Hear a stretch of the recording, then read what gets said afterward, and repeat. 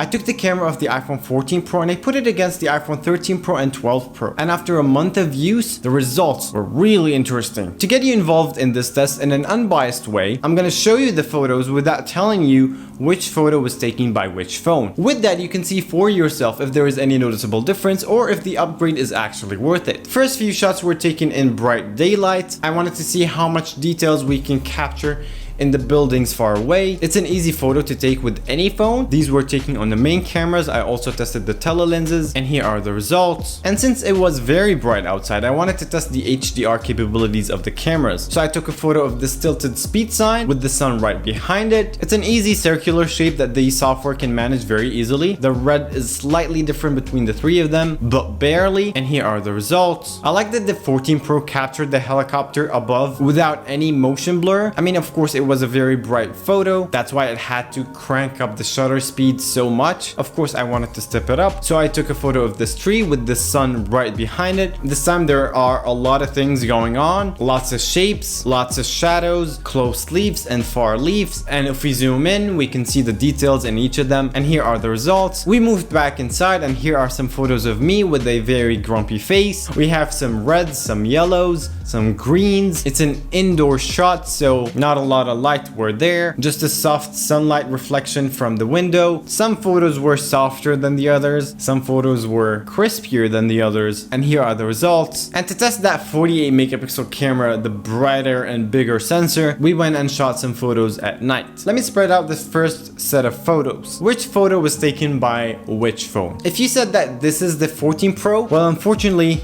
this is the 13 Pro. I was confused by why the 13 Pro did a little bit better than the 14 Pro. I went on and shot a lot of other photos at night. Here's another photo of my shoes. You can see the details of the shoes fabric, the concrete, which was fascinating to see. And here are the results. It's actually really confusing. What I noticed with these set of photos that the softest one was, of course, the 12 Pro. But the one that looks like it's the best one is the 13 Pro. And that's because the 13 Pro and the 12 Pro turned on night mode more frequently, which led the phone to take the photo for multiple seconds, gather up a lot of light, and well, the results turned out to be brighter. But on the other hand, with the 14 Pro, because we have a bigger sensor, I think the phone didn't think that it should crank up or turn on night mode. Less light was captured, but the details are much better, of course. If we zoom in, we notice the difference between the 13 Pro and the 14 Pro by the details. But who's zooming in that much on social media?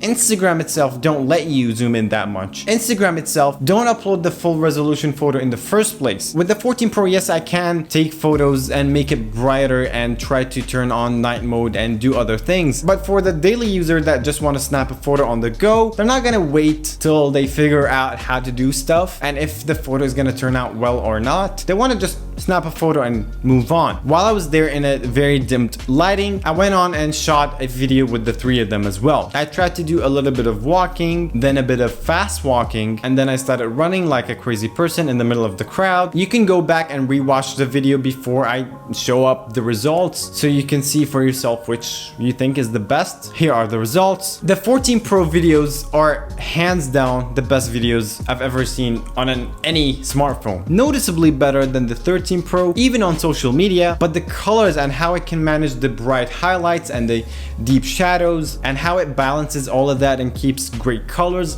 great skin tones, even in a very dimmed environment. I've been really blown away by the videos that were taken on the 14 Pro. So far, the results of all the photos and the videos that I've taken are noticeably better than the 13 Pro and the 12 Pro. For the average user, the 13 Pro is way better than anything else on the market. And I feel that the 13 Pro could be a better fit for a lot of people because if you're posting just on social media or if you're taking photos of your kids, between the 13 Pro and the 14 Pro is very slight difference. But between the 12 Pro and the 14 Pro, here where we saw the big difference. Share with us your results down below.